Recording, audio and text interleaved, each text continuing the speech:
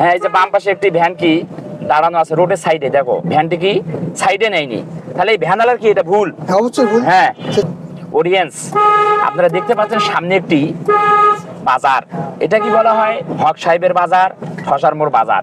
এই বাজারে আমার ড্রাইভিং ছাত্র কি সতর্কতা অবলম্বন করে গাড়ি চালাবে আপনারা দেখতে পাবেন। আমার ছাত্র গাড়ির গতি কমাই নিছে, আস্তে ধীরে গাড়ি চালাচ্ছে, আপনারা দেখতে পাচ্ছেন। সে নিজের বুদ্ধিতে নিজের ব্রেনটে গাড়ি চালাচ্ছে, হর্ন দিচ্ছে, আপনারা দেখতে পাচ্ছেন।